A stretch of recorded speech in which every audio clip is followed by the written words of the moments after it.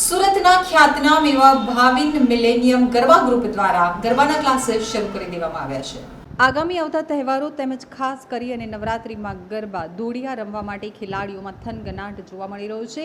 તો સુરત શહેરના ખ્યાતનામ group Bhavin millennium garba group દ્વારા અલથાણ કોમ્યુનિટી હોલ ખાતે ગરબાના તાલીમ વર્ગો શરૂ કરી દેવામાં આવ્યા છે। ભાવિન મિલેનિયમ ગરબા ગ્રુપ દ્વારા આવનાર 4 મહિના દરમિયાન દરેક તહેવારોની પણ અલગ રીતે ઉજવણી કરવામાં આવે છે। તેના ભાગરૂપે આ વખતે ઉદ્ઘાટન પ્રસંગે મહાદેવ ભગવાનની કૃતિ પણ તેમના દ્વારા ખાસ બનાવવામાં આવી હતી, જે ખેલૈયાઓમાં ખાસ આકર્ષણ જમાવી રહ્યું હતું। આ ઉપરાંત BMGGના સંચાલક ભાવિન કડીવાળાએ જણાવ્યું હતું કે હું 28 વર્ષથી આ ગરબા શીખવવાના ક્લાસીસ ચલાવું છું। તે મારો શોખ છે, મારો બિઝનેસ નથી। આમાંથી બચતી રકમ અમે શહેરની જરૂરિયાતમંદ સંસ્થાઓને દાન કરી દઈએ છીએ। ભાવિન મિલેનિયમ ગરબા ગ્રુપની અમારા સંવાદદાતાએ લીધેલી મુલાકાતના અંશો નિહાળીએ।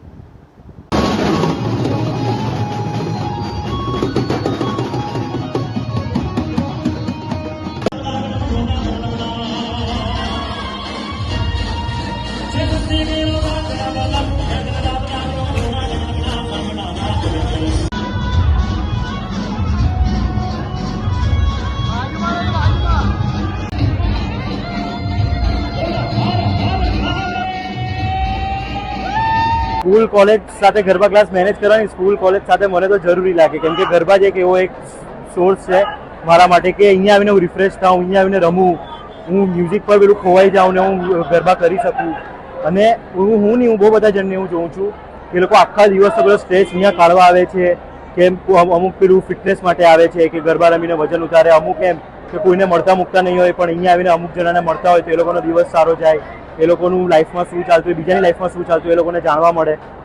અને બીજી વસ્તુ એ જ કે હમણાં વેસ્ટર્ન કલ્ચરથી લોકો પાછા પેલું ધાર્મિક લોકો થવા માંડેલા છે અને એનાથી હું બહુ ખુશ છું કે હું પોતે પણ એવા માનું કે આપણે આપણું ઇન્ડિયન કલ્ચર છે તે છોડવું નહીં જોઈએ, એ આપણા રૂટ્સ છે, એ આપણે નહીં જવા દેવાય।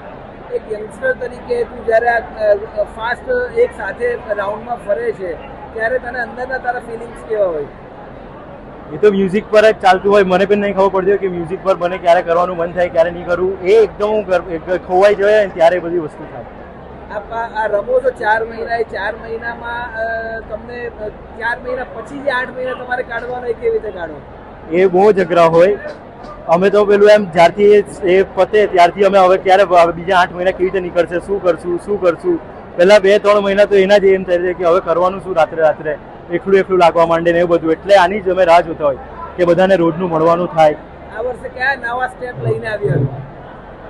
નવા સ્ટેપમાં અમે બધા નવા મોડર્ન સ્ટેપ્સ અમુક જે આવે તો અમે એડ કરતા હોઈએ છીએ। દાંડિયામાં અમુક સ્ટેપ અમે એડ કરતા હોઈએ છીએ।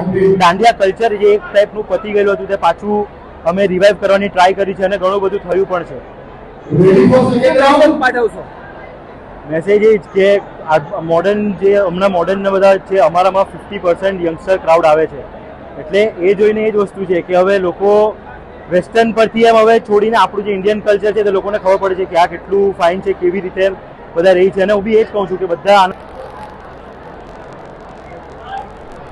મારું નામ અમી ભાવિન કડીવાલા છે। ભાવિન કડીવાલાની વાઇફ છું। આ BMGG ગરબા ક્લાસ, હું ભાવિન, મારો દીકરો, અમે બધા અને બીજા બધા ઘણા બધા અમારી સાથે જોડાયેલા છે। અમે બધા મળીને આવ્યા ગરબા ક્લાસ ચલાવીએ છીએ અને આની સાથે લાગણીઓમાં એવું છે ને કે આખું વર્ષ એક રાહ જોતા હોઈએ કે ક્યારે પાછું મે મહિનો આવે, જૂન મહિનો આવે અને અમારા ગરબા ક્લાસ સ્ટાર્ટ થઈએ, અહીંયા બધા લોકોને મળીએ, નવું જાણીએ, નવું જણાવીએ, નવું શીખીએ, નવું શીખવાડીએ। બસ આ જ એક બધું એ છે કે લોકોને મળવાનું થાય, બધા ભેગા થાય ને લોકોમાં ગરબા ક્લાસ આજે અત્યારે વેસ્ટર્ન કલ્ચર તરફ બધા સંસ્કૃતિ યુથ એકદમ વેસ્ટર્ન કલ્ચર તરફ જઈ રહ્યું છે અને ગરબા કરવા માટે અને આ બધી થીમ જે ધાર્મિક થીમ કરીએ તો એ લોકોને પણ આપણે આપણા હિન્દુ કલ્ચર સાથે જોડી રાખીએ, એના લીધે અમે આ બધી થીમ કરીએ છીએ। અને ગરબાનો એક હેતુ પણ એ જ છે કે લોકો જોડાઈ રહે, એક આપણી ધાર્મિક કલ્ચર સાથે લોકો જોડાઈ રહે। કેટલી ફિમેલ્સ આપણી સાથે અત્યારે આ ગ્રુપમાં જોડાયેલી હશે? આપણી સાથે અત્યારે ફિમેલ ઘણી બધી 1000 જેટલી ફિમેલ આપણી સાથે ગ્રુપમાં જોડાઈ હશે। આ બધાને તમે એક સાથે મેનેજ કેવી રીતે કરો છો? જો એમ તો ફિમેલને મેનેજ કરવું થોડું અઘરું છે, પણ તો પણ બધા એકબીજાની સાથે થોડુંક કોઓપરેટ થઈને બધું એમ તેમ કરીને બધું મેનેજ થઈ જાય છે. એ લોકોને બસ એ લોકોનું ગમતું કરાવી એટલે ફિમેલ એની જાતે એડજસ્ટ થઈ જાય. આપણા 28 વર્ષમાં ગરબામાં કયા નવા સ્ટેપ ઉમેર્યા છે તે વિશે પણ આપણે પહેલા 6 ના ગરબા સ્ટાર્ટ હતા તો સિમ્પલ એક ગરબા ચાલતા હતા.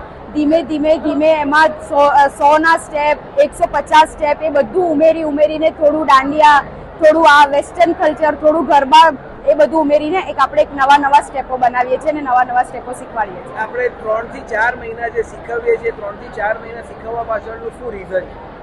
આપણે 3 થી 4 મહિના જે શીખવીએ છીએ એક વસ્તુ છે, મેં તમને આગળ જ કીધું કે એ બાને લોકો મળે, એકબીજા સાથે મળે, નવા લોકો સાથે મળવાનું થાય, થોડું જાણવાનું થાય, થોડું જણાવવાનું થાય. બીજું તો શું, લોકોને એક શોખ હોય, એક એનર્જી હોય જે 9 દિવસ એકદમ તમે રમવા માટે સ્ટાર્ટ કરો તે તમારાથી નહીં થાય તો 4 મહિના થોડી પ્રેક્ટિસ કરો તો તમે 9 દિવસ આરામથી રમી શકો. સુરતના શહેરીજનોને શું મેસેજ પાઠવશો?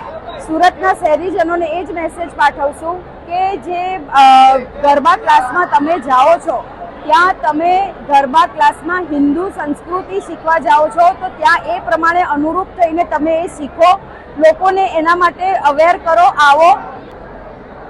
બીએમજીજીમાં સમજો લગભગ બધી જ કોમના લોકો આવે છે, જેમ કરીને કે ભાઈ ગુજરાતી પબ્લિક આવે છે, મારવાડી પબ્લિક આવે છે, પંજાબી પબ્લિક પણ આવે છે અને સમજી લો કે સાઉથના પણ અમુક 2-3 મારે ત્યાં સ્ટુડન્ટ આવે છે.